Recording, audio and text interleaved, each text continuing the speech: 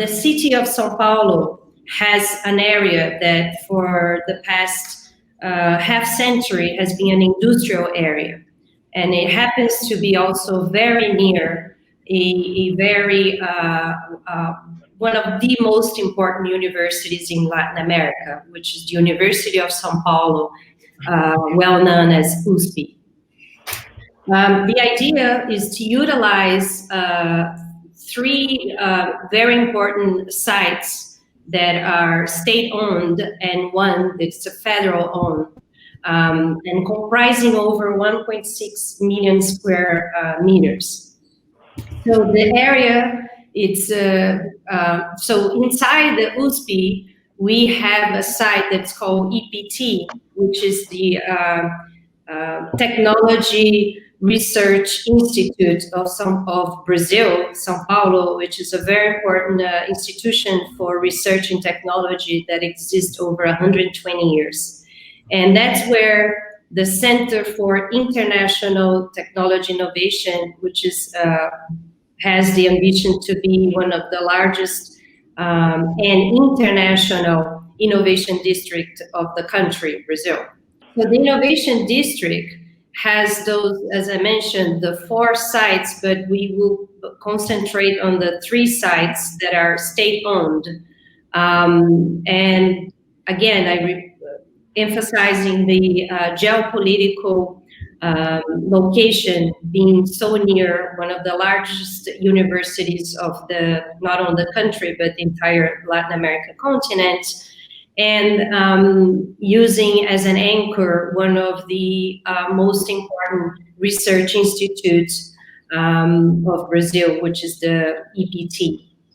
Advance the site, we have the site of Jaguaré Park, which also is state-owned, and it's a land that is very underdeveloped right now.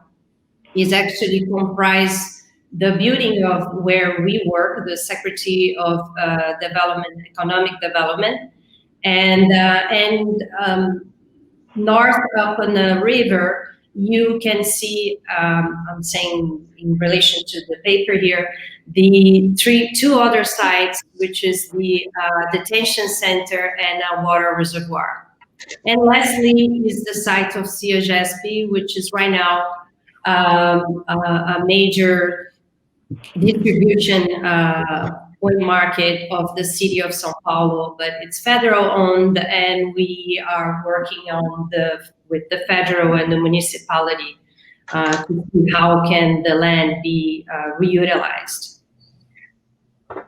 So this is what the concentration of this conversation is about. It's about a very remarkable, ambitious master plan project, which is the CITI. It's interesting to add that we have here with us Jorge Pacheco, which owns, and he's a founder of a minor scale, but it's already present at the site near CITI innovation hub called State. I'd like just to add that this is an important and strategic area in São Paulo City. It's one of the last areas available in this really expensive and concentrated area close to the river, and it's a few miles from the financial district center in São Paulo. It's close to the location of the main multinational headquarters that we have in Brazil, and it's just 1 mile, 2 miles from the best university in Brazil and one of the best in Latin America, that's the University of São Paulo. We have the largest research institute, the IPT, that's located in this region. Butantan is one of the largest vaccine producer in the world. So this is a strategic region for São Paulo, and that's what we want to do, is to take this food distribution center that will be relocated to outskirts of the city, to include the other areas from the government properties, and make them available for the private sector in order to develop innovation activities in this region. Our goal is that from these large areas that will be available for the private sector to explore, other areas around that will be also available and invested for research, technology, and innovation. So I just would like to add these details. That's why the importance of the project for São Paulo, but mostly for Brazil. Thank you, Dani. Here is the Pinheiros River, which our main goal as well it's to make sure that this innovation hub is not just about the master plan and the real estate development behind an innovation district, but also the integration of the reintegration of the river within the city and the sites that will be developed. So I think it's very important to emphasize the master plan has this ambition to not only be focused on smart city, but also on an integration of the city itself, and most important, the river. So I'd like, first of all, to thank you, Julie, for your time and to enlighten us with your knowledge and experience all over the world. My first question for you, Julie, is as a founder of the GIID, in your vast research, what are the types of economic effects that an innovation district generates? Could you name a few examples of maturing innovation districts and their impacts? Thank you for that. And I'm really pleased to be here. I visited Sao Paulo maybe 5 to 8 years ago, somewhere within that range. It was a pleasure for me to be there, and I hope to have the chance to come back. Before I answer your question specifically, I want to make one point, and it sort of started to come through as the both of you were giving your presentation, and it dawned on me that we started. I'm a researcher. I've been researching this field for 15 years. I've been looking at this geography of innovation, which really is an economic development strategy of sorts. And we've been looking at it in part because we started to see this growing across different global regions. And we were starting to understand, why is this? What is an innovation district? And it really is the phenomenon, as you mentioned in the presentation, where you have R&D anchor institutions. So those can be hospitals and medical institutions and universities that are clustering and connecting with industry and startups, with intermediaries such as accelerators and incubators. So you're talking about creating a master plan that allows the sort of broader ecosystem. So this broader ecosystem, which is already really interesting, does have a series of economic effects. And they're really districts are becoming this really interesting phenomenon across many global regions, the United States as well, Europe as well, Australia. I was just on a call in Israel, and they're particularly important vehicles for economic and inclusive growth, but it does require leadership, and it does require a high level of intentionality and a long-term view. So the growth can be quite astounding. And I'm going to point to one specific analysis that just came out a few months ago. So I like to cite some of the most recent research. So there was some 2020 analysis that was conducted on one of the more mature districts. It's based in the United States. It's the Cortex Innovation Community in St. Louis. That's the Midwest of the United States. It's not an area that's been getting a lot of investment. It's not an area where there's been a lot of VCs. And it's a region that has been struggling. So in the face of all these things, they created a district about 15 to 20 years ago. And now today, looking at 2018, a real detailed analysis was completed to understand the return on investment. They have determined through all the statistical work that this Cortex Innovation District, which is now creating $2.1 billion US, $2.1 billion US for the regional economy. Now, 20 years ago, it was vacant and abandoned land. There were no jobs, there were no companies. And so today, they have 6,000 jobs. They have over 350 companies, many of which are large multinationals and a lot of homegrown small startups. It's an interesting story. So it paints an important picture about what these places can be from an economic perspective and a regional perspective. But there's also an inclusive growth story. And this is a story that's across a lot of the innovation districts that are working very hard to make sure that they're also driving inclusive growth. And there's a whole range of strategies that are being integrated as part of their work. So you have to be intentional and you have to do it right up front. So just to throw out a few examples, in the Philadelphia, they have a very strong workforce development program that's sort of infused throughout the district. It's really a very interesting and frankly cutting edge model.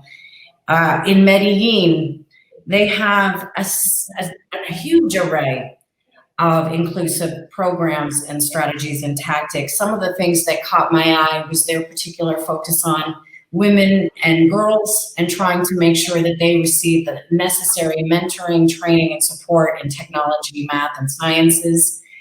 And I found this to be really, really smart and sharp. And then in Europe, I found one case, for example, of an advanced manufacturing research training center right in the heart of the district, which was where all the youth were coming and being trained and mentored right on site and could literally go to the next facilities and understand what they were working on.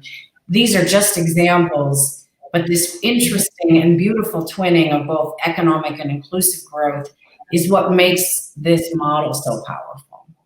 For the sustainable development, CITI needs to be developed guided by a master plan that highly recognized science, technology, and innovation institutions involved with a sustainable business plan. My question is, to ensure that the local vocation is integrated, how the state of São Paulo is planning the execution of this task? Julie's also data that she just shared with us. The innovation hub, where when you think about a master plan, it has to have at its core of creation, innovative strategies as well, which comprises its programming and the identity of the project. That I think one of the main reasons why I actually accept this job is because of it's stamped on its project DNA, right? It's on its name, the International Center for Technology and Innovation.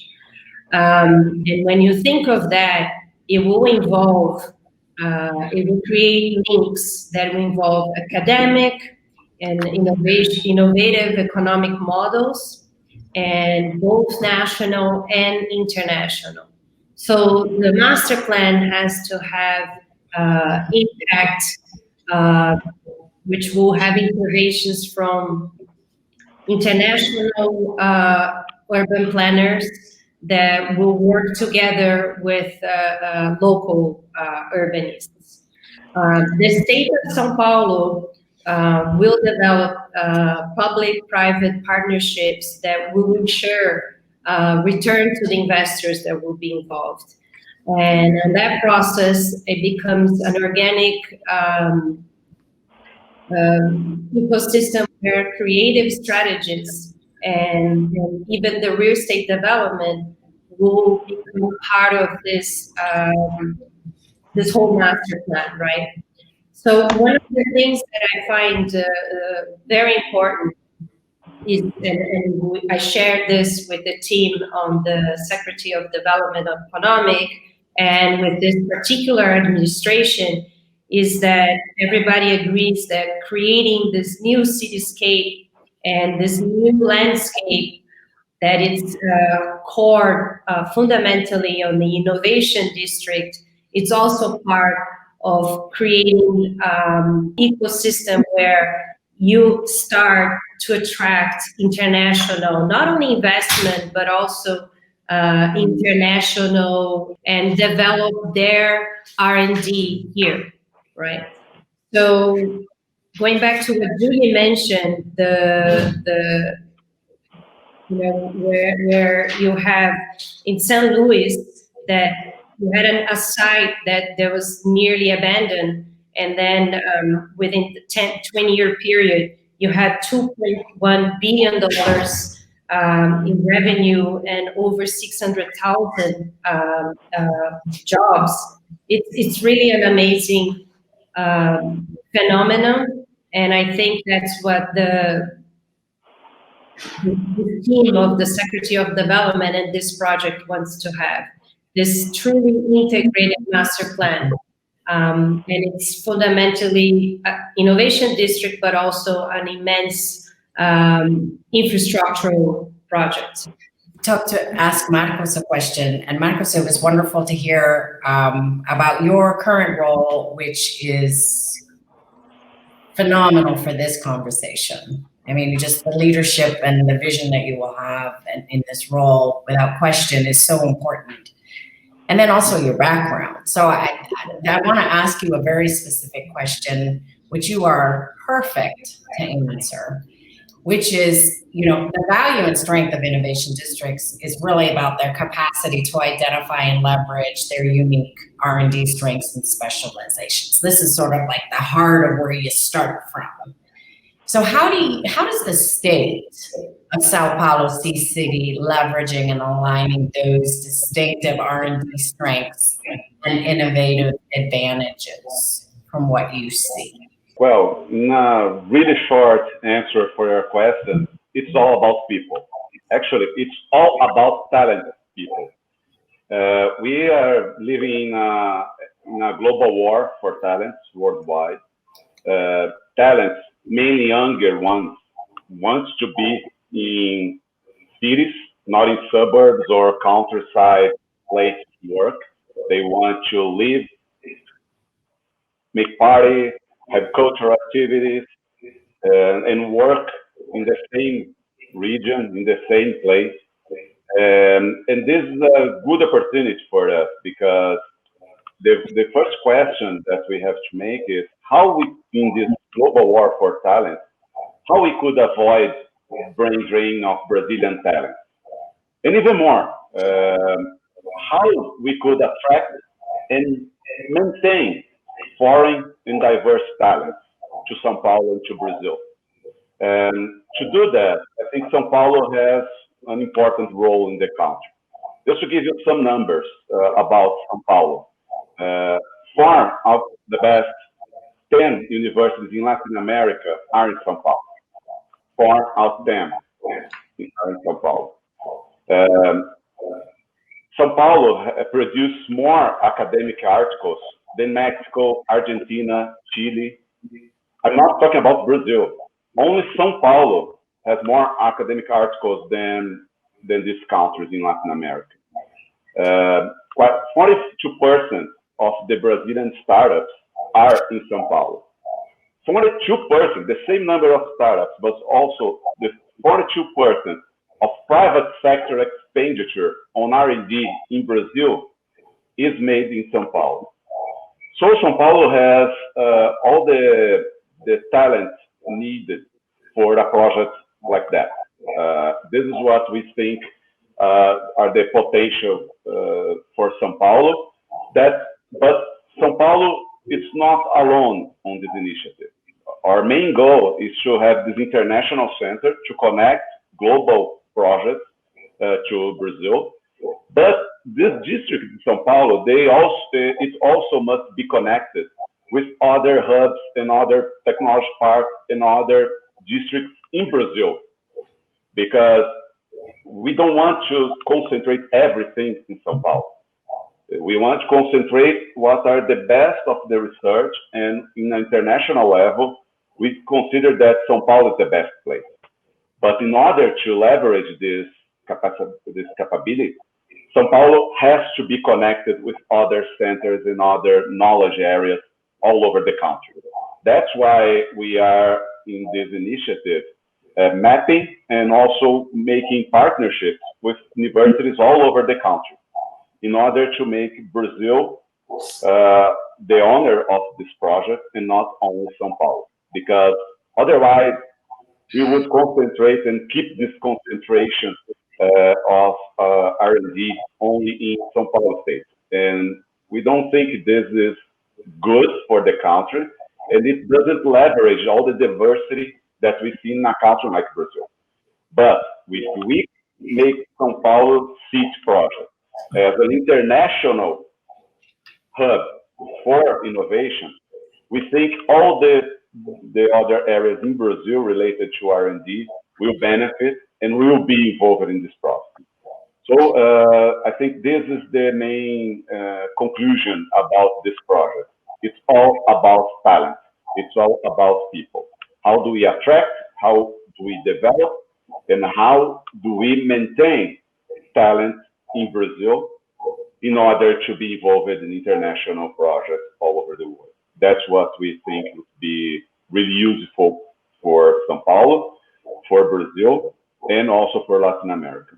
I find incredibly remarkable the idea that this is, one of the São Paulo would become, and Brazil will become as well, but particularly São Paulo, a pioneer on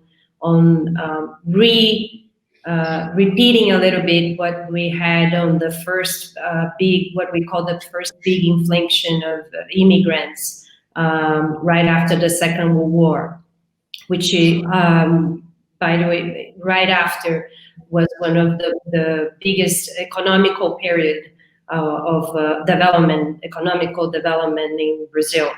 So extremely important that we, start to attract the international brain, the international everybody related to R&D. So still thinking about the innovation polls, the Secretary of Development and Economic and Investe-SP has an important role of articulation with the innovation district. So for you, what is the importance of building these innovation polls for public policies, which is, I believe, that's the trickiest part? We believe that proximity matters in innovation. It's important to have different stakeholders of the innovation ecosystem in the same region. In São Paulo, because of the size of the city, is one of the largest cities in the world, the activities of R&D are spread out all over the city and all over the state. We want with this project to make this activity that's made all over the city concentrated in one place. And this place is strategic because it's linked with one of the most important stakeholders, that's the university and academia. So if we see a circle with 5 kilometers in a circle, we will find the best university in Latin America and the largest university in Brazil. We will find the best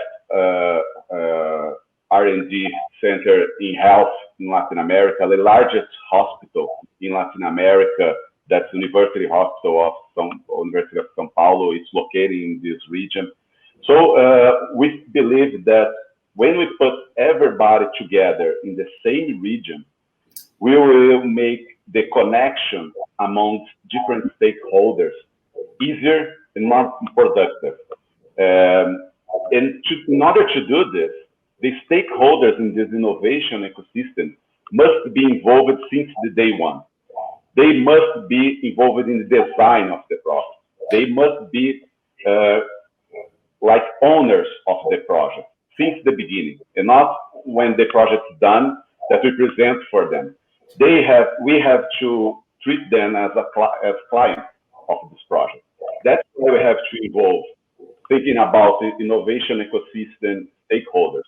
We have to think about government and government institutions from the municipalities of the city of São Paulo. We have to think about the state of São Paulo. And we have to think about the federal government. That's why in this project, everybody in the government, in these three different levels, are integrated in this project. They are participating since the day one. And some of the areas are of the São Paulo state, and some are property from the federal government. And the idea is to connect and integrate everything in the same project. That's why it's important in order to make long-term commitment of this project, in order to avoid some political interference over the time, and in order to give legal certainty for investors from the private sector. So this innovation ecosystem is important because not only the government, but the private sector must be interested on that. The private sector, we could consider not only large companies or big corporations, but also small and medium companies, startups, and investors. Investors are important assets for this project in order to make these startups to connect. And it's important to consider that because when you develop a master plan or you develop a public-private partnership in order to manage all these regions, it's important that we have a balance of costs, balance of areas, and balance according to the clients that we want to attend, like large companies or startups, or even in different technology sectors. One thing is to make a part of the project involving digital technology, companies that are digital, are focused on digital technology. Another different game is when you consider deep tech or hard tech technology like biotech, pharmaceuticals, new materials that demands a lot of labs, a lot of infrastructure in order to make it happen.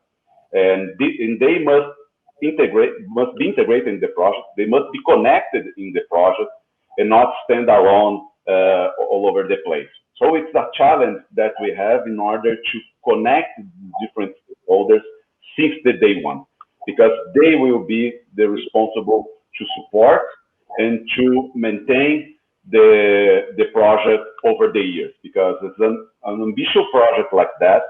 It's a long-term commitment from government, from private sector, and from academia.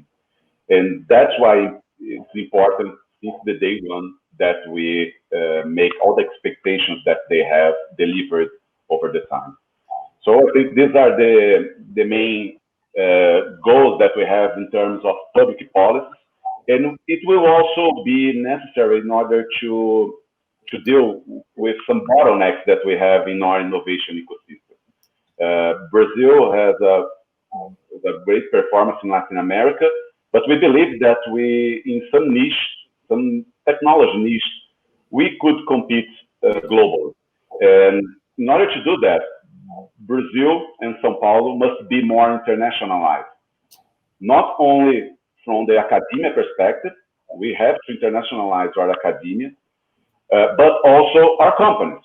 In a big country like Brazil with a huge internal market, sometimes it's difficult to convince companies, whatever the size, in order to be internationalize their operations, because it's easier to access a large market like Brazil. But we have to give them incentives. We have to push them in order to be connected all over the world. So the internationalization is an important aspect of this project, because it's a weakness that we have in Brazil and in São Paulo, not only from the private sector, but also from academia. And that's why we believe that all the engagement of the stakeholders, it's harder, takes longer time than if we did all alone. We could do that. We could do this project alone, but we don't believe that would be sustainable over the time. We think that it's important to take longer now in the planning, involving all the stakeholders that will be the customers of this initiative in the long term, than to make a fast tracking and that could jeopardize our initiative in the next year. So I think these are the main goals that we have related to public policies for this project. I want to jump in on this because one of your last points here really ring true. You know, that this work is hard and it takes time. This couldn't be more true. And we certainly, as we've been researching and analyzing districts globally, we've continually come to the conclusion that it is both hard to really grow and manifest, and it takes a lot of leadership and persistence, and it takes time. And that's really where I want to go with my question. And Marcos, I'm sorry, you are the person we're asking a number of questions to. And I think it's right to kind of go back to you for this one as well, because advancing innovation districts, they take time. And it does take leadership on many levels to have a long-term view, to make not just the short-term investments, but to make the long-term investments and to make the necessary kinds of alignments and the policies they need to grow, the kinds of investments that you mentioned, and it can take 15 to 20 years. And for many in government, especially elected officials, that sometimes can be pretty hard to take. A 15 to 20 year window when for some electeds, we're talking 4 years, right? And so they're trying to say, what can we do? And I want to have answers in 4 years when it's a longer time frame. And so can you talk through about the vision and the leadership and frankly, the patience from the state on this issue about driving this kind of growth? Okay, Julie. You are right. Leadership, I think, is one of the most important aspects for a project like that. And we are living this in practice because this project has begun with our current governor, João Dória, when he was mayor of São Paulo City.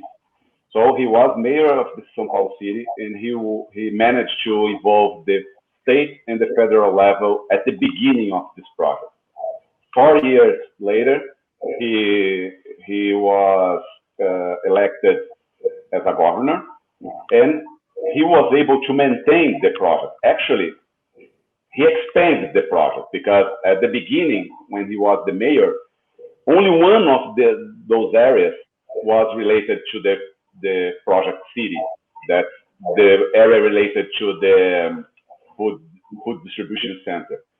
But when he was elected as governor, he saw the other areas that was state of São Paulo property, and the concept of innovation and technology center has expanded and evolved for innovation district.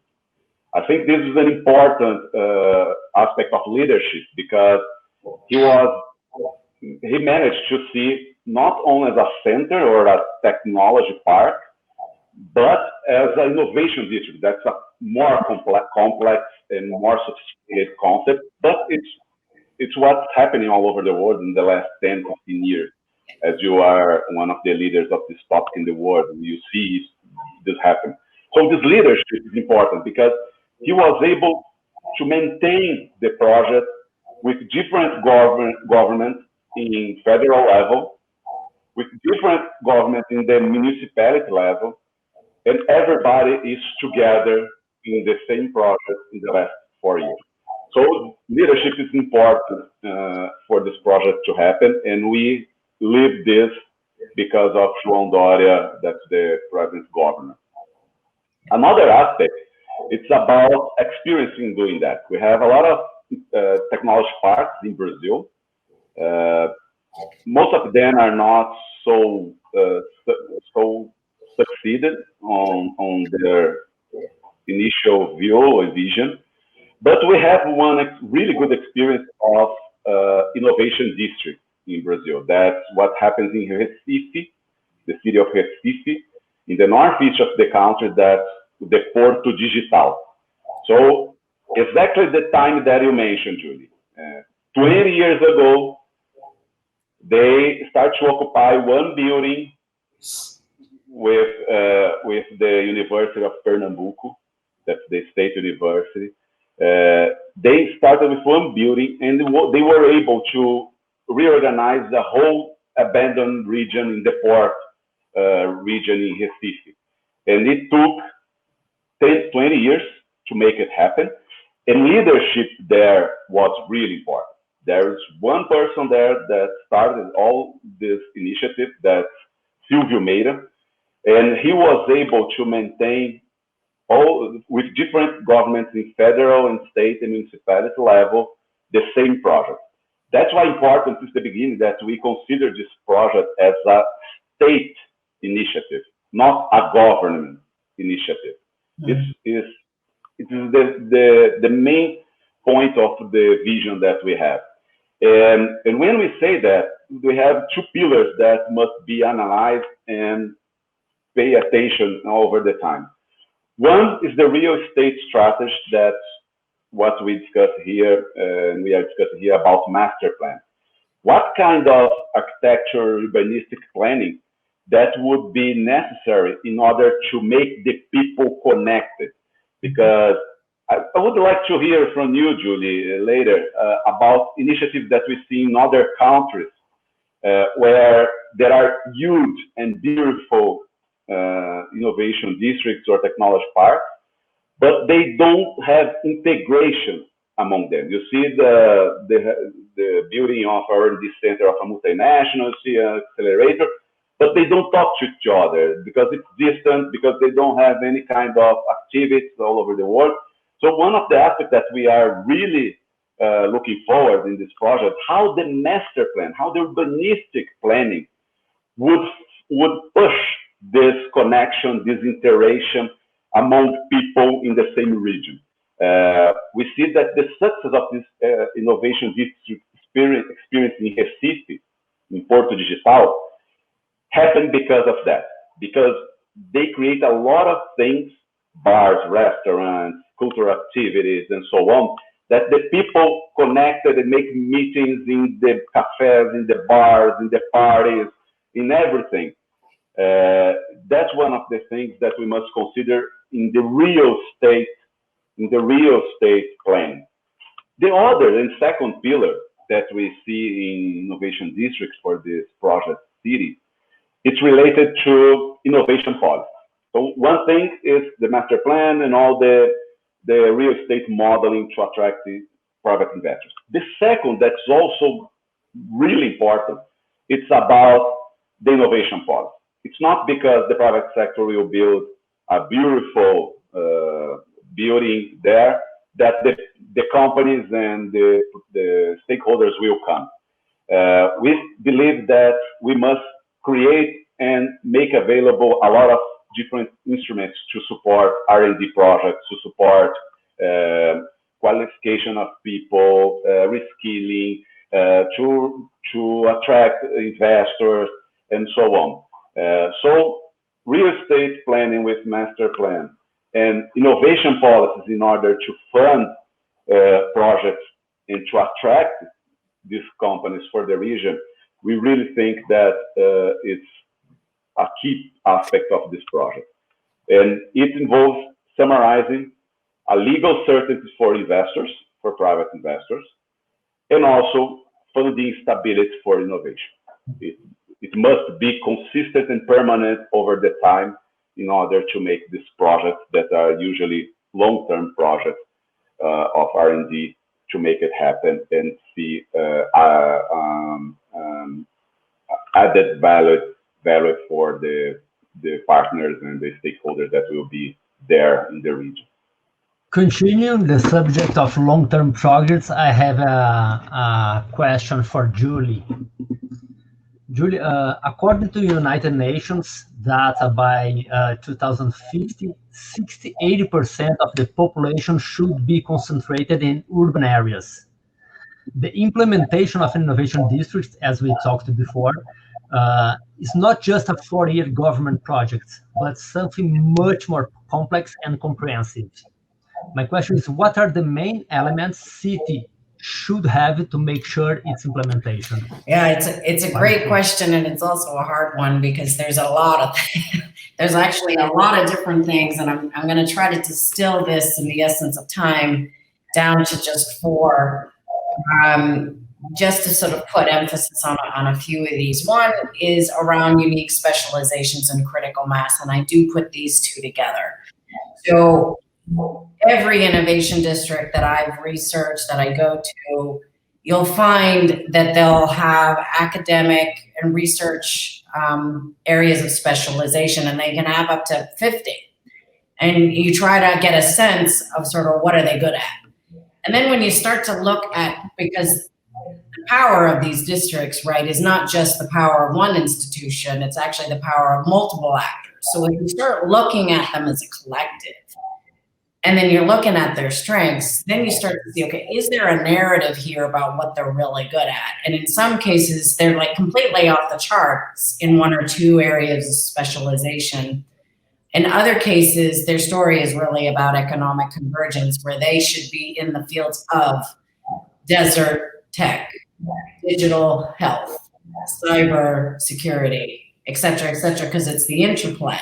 In others, it's like, wow, they're really strong within, let's say, health sciences, and like this is sort of the sweet spot. How do you leverage that? So a clarity on this is really important, as much as is the critical mass, which is so unique specializations is the what, and the critical mass is how much. So how many researchers, the kinds of talent that are supporting this, the innovation infrastructure, the labs, the facilities, the technologies, the shared spaces, all of these things absolutely matter when you're looking at, okay, what's our unique play here?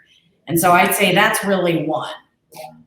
The second one is around land and the propensity to develop high quality spaces. And this speaks to beautifully the last points that you were making, Marcos. I think it's so important that if you look at the landscape of many science parks, frankly, I think they've lost the notion of what people want. And I don't want to be controversial, but I want to push on this point, because these places are separating people. And they're not creating places that when you walk there or when you get out of your car, you say, this is a place I want to stay. So the ability to take land that you have and to transform it into quality places that are connectable and walkable and accessible, that have a range of amenities, that have a range of porous spaces that people can access, these things matter. And they matter to talent, and they matter to communities. And I cannot emphasize this enough. I just can't. So that's second. Third is financing.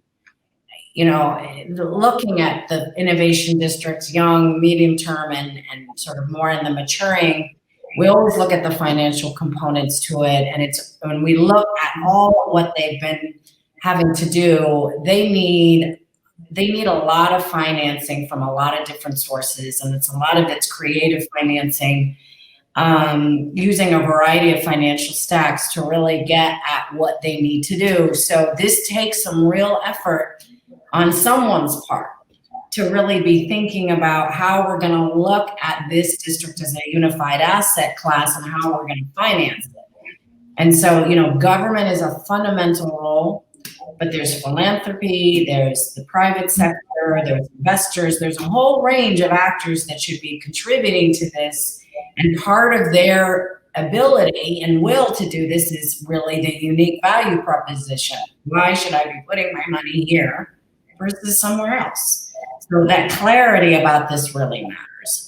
And then lastly is the leadership. And there's lots of different types of leadership. But one thing to be thinking about is part of the difference between a science park and an innovation district is that a science park, a lot of the innovation happens inside one building, right? And there's this kind of, you know, vertical kind of story. And in an innovation district, you're looking at and playing on these different actors. So you're a horizontal story. It's a story about leadership that goes across. And so what are the kinds of structures and support that you have to sort of enable that leadership? So you can have government leadership, and then you can have a governance of the district where they themselves are meeting and having conversations. Then you can have another layer of intermediaries that are really working with actors on the ground, and you start to see a whole set of horizontal systems. And so setting these kinds of systems up and allowing those kinds of those processes to foster is really important. It's by no means like sexy when we think about innovation, but boy, it's fundamental. So that's my download. Tried to do it as succinctly as I could there. So very interesting. Thank you for sharing. But before that, I have actually 3 questions for Julie about what she mentioned now. The first one, you mentioned about unique specializations in critical mass. But in a long-term project like that we are discussing, 10, 15, 20 years, how do you see the best experience about how to balance about what we have critical mass and what we are good or we have opportunity, and what we want to be in long term? How do you see this balance in innovation districts about choosing areas of expertise? Because otherwise we'll always be good in the same thing. But otherwise it takes time to develop other expertise areas. How do you see this balance? This is the first question. And about the last thing that you mentioned, Julie, about the layers, like governance and other layers that will be like the activate the ecosystem, the local ecosystem, things like that, make things happen and connected all over the place. In our experience, is the same institution or the same people that works in the 2 layers, or they are different institutions or teams or people in these 2 different layers? The last question for you is, if you could name 2, not 1 because it's too fill number, but 2 main mistakes that innovation districts make all over the world. What are the 2 main mistakes that you see or failures of this initiative? If you want to say 3, feel free. all right. I'll go ahead and I'll do my best to answer these succinctly. I think this is a great question around how do you get at sort of areas of specialization and strength. There's not an easy answer. It does require analysis. So there are a lot of places and firms that do this kind of analysis. We do it because it's part of our research to better understand districts. But generally, what we find is that you really want to understand what your starting point is. So your existing actors that are there are often your anchor institutions. There may be some industry, so you look at those as well. And you understand sort of the range of the things that they're good at. But it's not just that. It's also about who's highly ambitious, who is highly entrepreneurial, who is reaching out to industry, and those things fundamentally matter. And so all of those things need to be factored in. And I think if you go into a district with saying, you know what, we're going to be good at everything, then you're almost like anywhere else in the city. So it's sort of like, what are our 3, 5, 6 places, things that we really want to focus on now? And you try to push a lot of focus on that, and you see how it goes, given who gets attracted, and things may shift over time, and allow those things to shift. Like allow your narrative to shift, but starting from a point of strength is really important. With respect to the layers, you asked the question of, you know, who's on these sort of layers. So on the governance piece, that can be decided who's leading that, but it's generally people within, let's say, leads within anchor institutions. It could be leads within specific companies. They can be like a member of a board, like a board that works together, or a steering committee, and they're thinking big picture. Then there's the intermediaries. Those are accelerators, incubators. They're at this other tier where they're really looking down, and they're working down, and they're touching so many people on the ground. They need to connect, but they're often different people. And so, in fact, they're generally different people. So having those kinds of connections are really, really important. Lastly, mistakes. Okay, I believe that most innovation districts are challenged.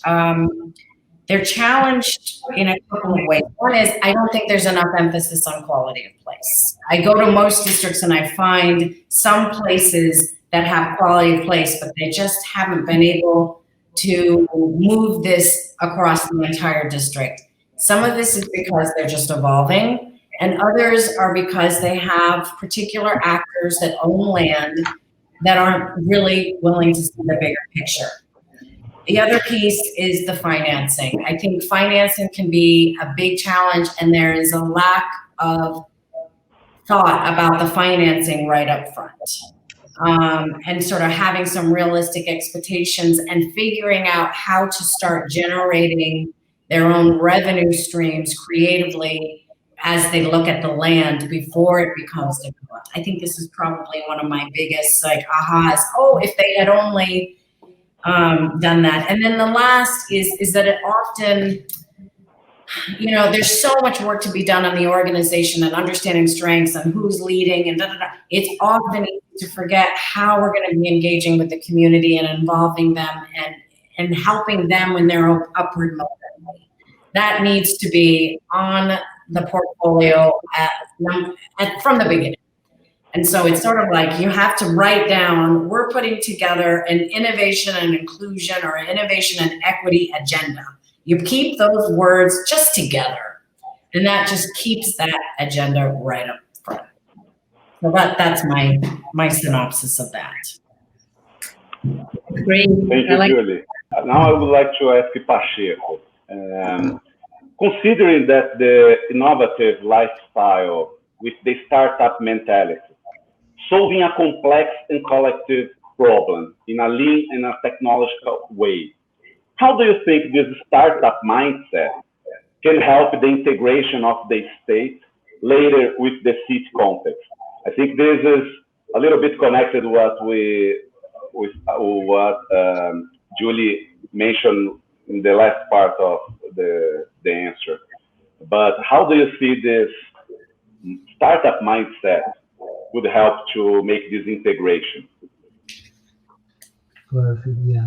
I think it will be actually a natural way. And when we see CITI will have many elements that state already have today, but it will have then in large scale. Now we are talking about one is a building, another one is a district, a neighborhood.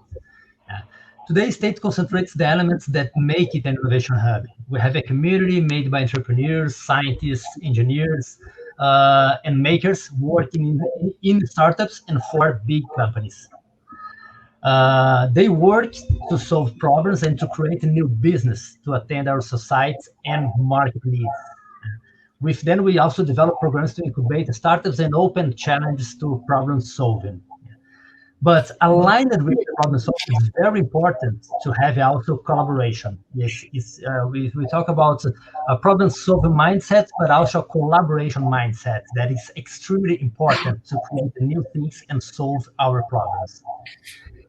And I believe the community of CITI will be built by the same kind of agents as the states, or we can call them stakeholders. And we are talking about startups, companies, universities, investors, incubators, and others. And they will bring the innovation and problem-solving mindset. What the community that we are creating, in this example, in the state, we can also see in this large scale at CITI. And as you said before, Marcos, the success of CITI will depend on the collaboration of the society and of the ecosystem agents, as Julie also said. And it's very important. I agree with you. We have to work together to build what we need. I think the seed that the state is planting today in their neighborhoods, inside the Vila Leopoldina, the project's urban retrofits, led by Votorantim and also with CITI, we tend to grow and join CITI in this part of the city. The same as many of startups and new business that we'll see starting small in this small ecosystem that is states, we'll see them become big in the city when they scale. How you articulated that. I want to stay on the startup question. My question to you is, does the core component of a startup ecosystem, does it also have an inclusive, diverse, and opportunity-rich environment from your view? Absolutely. I believe in a healthy startup ecosystem comprises a diversity of people and provides economic opportunity for the community with a range of skills and education levels. A startup ecosystem concentrates many agents, including universities, companies, startups, investors, governments, and others. And then we see universities provide talent people, as Marco said also before about talent. Companies hire these talent people and go there where there are the good and big universities. These people, these talent people, identify problems and learn how they can be an entrepreneur and solve them. And then they build startups. Investors look for them. And government work together to legislate and stimulate the development of these relationships. I think this we have like a chain of agents of order we can call stakeholders in a startup ecosystem. And the diversity and collaboration among these agents, or we can call it stakeholders in the ecosystems, are very important to grow and startup ecosystem. Talking about places, many emerging districts are within or adjacent to areas of economic distress, offering many opportunities to meaningfully engage nearby residents in districts in growth. But it's very important to see that this will not happen by accident. Leaders must access existing measures of diversity and inclusion and develop intentional strategies to ensure that all residents have a chance to benefit from and are an integral part of the district development, as we talked before. That's very important, I believe. To Julie Wagner, who is here with us, to Marcos Vinicius, who has an amazing, busy schedule and is gracing us with his presence today, and Jorge Pacheco, who we have a collaboration agreement, CITI and state, to start to foment this dialogue and bringing players to share with us their knowledge and their experience on the development of innovation districts. So I would like to close this conversation with a question to everyone, and we have to be brief on our answers. But considering Julie Wagner, who is not only an expert on the research of this immense impact of the innovation hubs that have been developed throughout the world, she's also an urban planner. And we also have here the undersecretary of the largest state of the largest country of Latin America. And he happens to be also an expert in innovation and technology. That's his passion. And we have a true entrepreneur who actually built innovation hub within the site that we are discussing. So in your opinions, what is the biggest challenge that the project CITI and within its scale faces today to be considered minimally well executed as an innovation hub? And I would like Julie to start the answer in the sequence, Marcos, and then Pacheco to wrap it up. Thank you. Sure. Well, we're in a really unique time globally, right? COVID-19 and the cascading economic effects is frankly creating a new level of health and economic challenges we haven't seen globally for over 100 years. And now the question is, what are we going to do about it? How are we going to get ourselves out of this? I mean, there's a whole host of researchers and scientists that are working literally 24/7 to sort of come up with the health solution to that. What's the economic solution to that? And I would argue actually that innovation districts are the solution to that, and an important solution to that, because they're both working on R&D activities, including the virus, and they're also providing a lot of R&D in a lot of other areas, social sciences, around social vexing challenges that are limiting the potential of our society. So I think for governments right now, and for you and for your district, this is the time to be making this kind of investment in these kinds of places. So then the question really is, and your challenge is, are you gonna get the kind of leadership that's gonna lean in and make the down payments for the investment, or are they gonna wait? And frankly, this is the time where there should be a set of investments and using districts as an economic recovery strategy for a whole host of reasons. And part of that should be given the fact of the existing talent and the existing investments that have been made there. And with that, the general propensity to grow and focus on upskilling. And so if there is a push from government to say, let's drive this for economic and inclusive growth, this is what needs to happen for CITI. So will your district receive the kinds of investments that it needs to scale and drive the kinds of innovative and inclusive growth that's frankly needed more than ever? Risk that I think from the public policy perspective, it's about the collaboration, integration of different government levels in the project. We'll have municipality election this year. In 2 years, we'll have state and federal elections. I think the hardest part is how to maintain the engagement of all these different stakeholders and how to protect the project from political interference. I think this is our main challenge, because it's hard to, when you develop a project that has a state vision, a vision of state, and not a vision of a government. So I think this is one of the main problems that we could face.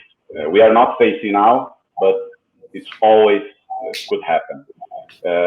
In order to do that, I think when I was invited for this project, my boss invited me and say, "Oh, it's a really ambitious project.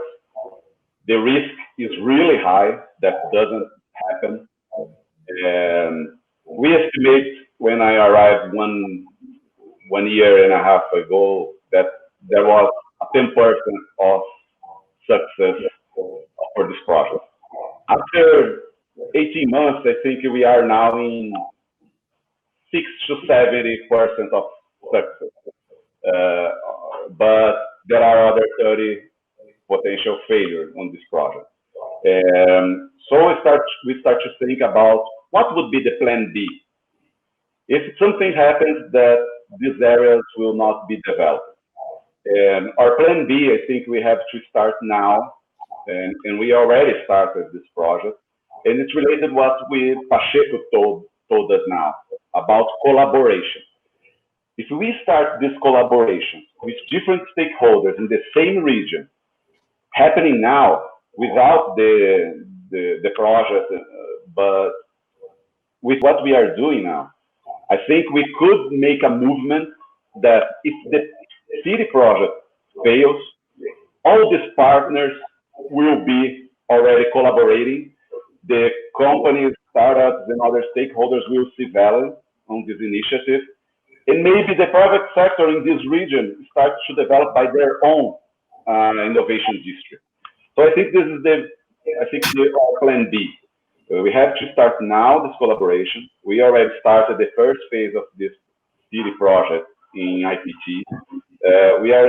Pacheco is doing the same in state. There are other initiatives with another business group involved.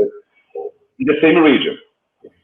If we connect them, no matter if the project goes on or not, but if this collaboration succeeds for everybody, I believe that because it's an innovation district, this can happen by their own. It will take longer because it will not have all the support and power of different government levels, but I think it will happen anyway in a more slow pace. But our challenge is to show evidence and to show results and impact now, because it will support our storytelling about the success of CITI project and the importance for São Paulo and Brazil. I think these are the main reasons. I think three main challenges. The first one, I think, is, and we are in this stage right now, is to create awareness about what is innovation districts and the benefits to build one. I think very few people here in Brazil and São Paulo knows about that.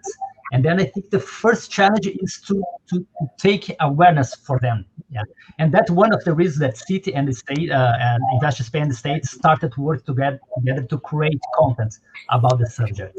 The second challenge, I believe, is how to create the engagement with the community. You know, as from the community already understand what is an innovation district, the benefits, and what CITI is proposing to do. We have CITI have great engagement with this community to collaborate and work together to build the innovation district that we want, that we need. And I think the third challenge is to attract capital. That's very important, as Julie mentioned many times. I think these three big challenges: is awareness, engagement of the community, and attract capital. I think with this amazing conversation and everyone, three expertise within its own field. I hope we can continue in this conversation outside of this StreamYard platform. Julie, with Marcos, on behalf of Invest and Secretary, we would like to invite you to continuing the dialogue with us. We praise your amazing research and acknowledgement, and I hope we can continue this conversation, and we can also have some sort of collaboration efforts in order for us to get some of the phasing of the project done, because Brazil, São Paulo needs that.